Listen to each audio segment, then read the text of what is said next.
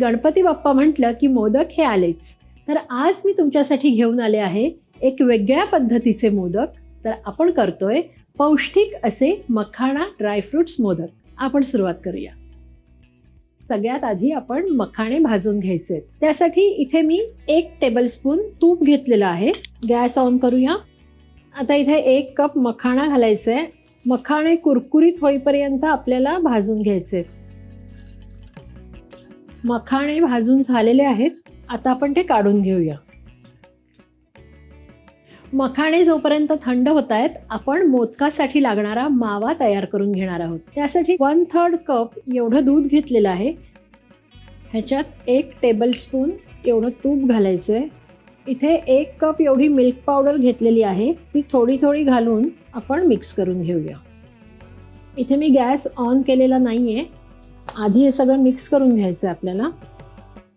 हे छान मिक्स झालेलं आहे. आता गॅस ऑन करूया. बारीक गॅसवर आपल्याला हे सतत ढवळत राहायचं आहे. हे आता घट्ट होत चाललेलं आहे. आता ह्याच्यात आपण अजून 1 टेबलस्पून एवढं तूप घालणार आहोत. हे पॅनची साईड सोडायला लागलेलं आहे आणि आपला होममेड मावा तयार झालेला आहे. गॅस बंद करूया.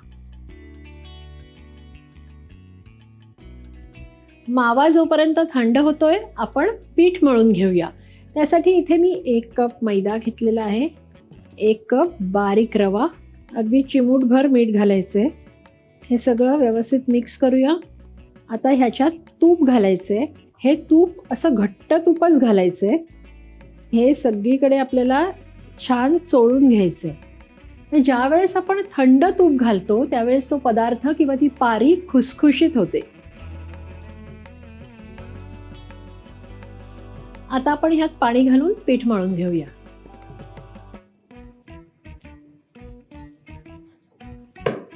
पीठ मळून झालेलं आहे. खूप घट्ट पण नाही आहे आणि खूप सैल पण नाही आहे. हा जो रवा आहे तो फुगणार आहे आणि त्यामुळे ते पीठ नंतर थोडंसं आणखी घट्ट होणार आहे. आता 15 ते 20 मिनिटांसाठी ते मुरण्यासाठी आपण बाजूला ठेवणार आहोत. हे जे मखाणे मगाशी आपण भाजून घेतले होते ते सुद्धा थंड झालेले आहेत आणि छान असे क्रिस्पी सुद्धा झालेले आहेत. तर आता हे मखाणे जे आहेत ते आपण मिक्सरला जाडसर वाटून घ्यायचे. स्टफिंगची सुद्धा सगळी तयारी झालेली आहे. आता आपण हा जो मावा बनवला होता तो एका बाउलमध्ये काढून घेऊया. मावा हा छान थंड झालेला आहे. आता आपण ह्यात घालूया मखाण्याची पावडर, 3 टेबलस्पून ड्रायफ्रूटची पावडर, 1 टीस्पून वेलची पावडर, अर्धा कप पिठी साखर. आता हे सगळं आपल्याला हाताने व्यवस्थित मिक्स करून घ्यायचं आहे. अशा प्रकारे आपलं सारण तयार आहे. हे तुपाचा हात घेऊन ह्या सारणाचे छोटे छोटे मी गोळे तयार करून घेते. सारणाचे गोळे करून तयार आहेत. एकतर आपण तळणीचे मोदक करणार आहोत आणि दुसरं ऑप्शन म्हणजे हेच सारण आपण मोल्डमध्ये घालून माव्याचे मोदक सुद्धा करणार आहोत. आता आपण असे गोळे करूया.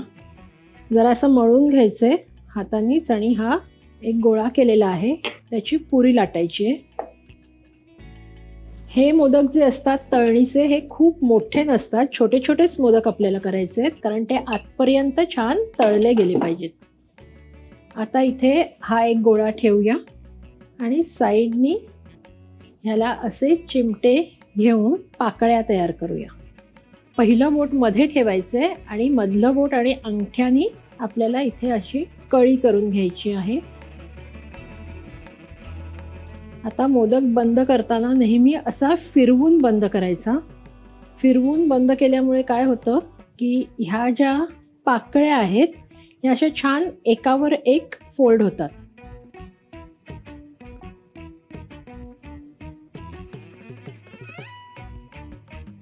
मोल्डला तुपाचा हात लावून घ्यायचंय आणि हे जे आपण स्टफिंग केलं होतं त्याचा एक गोळा घेऊन तो इथे ठेवायचा आहे. वरून बंद करायचे. हे जे एक्सेस स्टफिंग आहे ते काढून टाकायचे. साचा उघडूया आणि अशा प्रकारे आपला माव्याचा मोदक तयार आहे.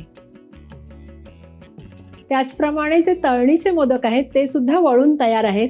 तेल गरम झाल्यावर मीडियम गॅस करून त्यानंतर आपल्याला हे मोदक तळून घ्यायचे. मोदक फिरवत फिरवत आपल्याला तळून घ्यायचे आहेत, म्हणजे ते सगळ्या बाजूनी छान तळले जातील. तळणीचे मोदक छान सगळ्या बाजूनी खरपूस असे तळले गेलेले आहेत. आता आपण ते काढून घेऊया.